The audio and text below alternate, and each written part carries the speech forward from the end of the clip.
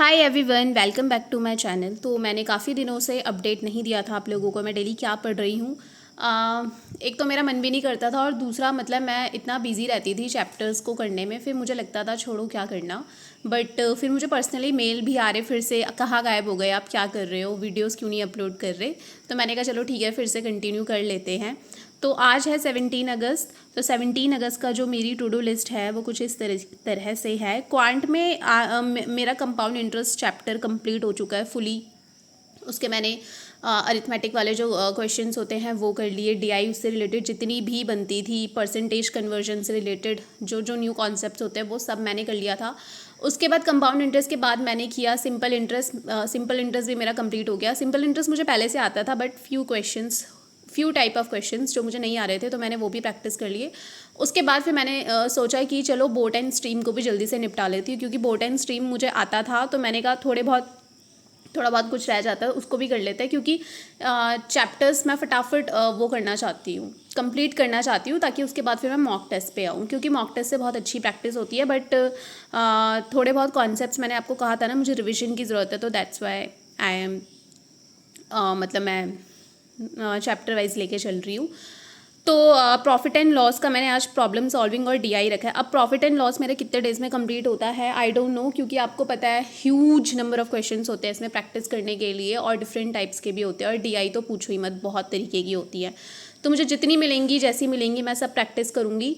और उसके बाद मैंने रखा है रीजनिंग में मैं मेंस की पजल करूँगी और मिसलिनियस क्वेश्चन करूँगी। मिसलिनियस क्वेश्चन में मतलब जैसे इनपुट आउटपुट हो गया है, और वो जो इन्फ्रेंस वाले होते हैं, एजम्पशन वाले होते हैं, कॉन्क्लूजन वाले होते हैं, बिकॉज मुझे वो सही लगते हैं, क्योंकि मैंने बहुत से मेंस दे रखे हैं। और मुझे ऐसा पर्सनली मुझे ऐसा लगता है जब आपसे कोई पजल वहाँ पर नहीं आ रही होती, नहीं सॉल्व हो रही होती, तो ये वाले जो क्वेश्चन ही होते हैं यही आपकी नैया डूबने से बचाते हैं वहाँ पर। अगर आपकी कमांड अच्छी है इनमें, अगर आप अच्छे से उस चीज़ को क्या कहूँ मैं, कॉम्प्रहेंड कर पा रहे हो जो वो चीज़ पूछनी चाह रही है, तो इसके लिए बहुत प्रैक्टिस की ज़रूरत है। वरना ऐसे क्वेश्चंस को तो मैं कहती हूँ अगर आते हैं तो ही करो, वरना फालतू में नेगेटिव होने के चांसेस ज़्यादा रहते हैं। बट मेरे हिसाब से तो हर किसी को ये वाले क्वेश्चन प्रैक्टिस करने की ज़रूरत है, मेंस के लिए तो स्पेशली।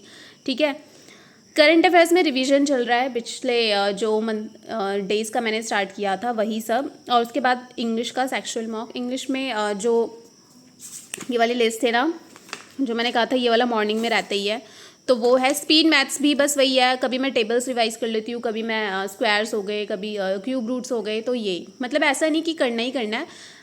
मुश्किल से यार हार्डली 5 मिनट्स मुझे लगते हैं स्पीड मैथ्स का वो रिविजन करने में, बाकी हो गया है।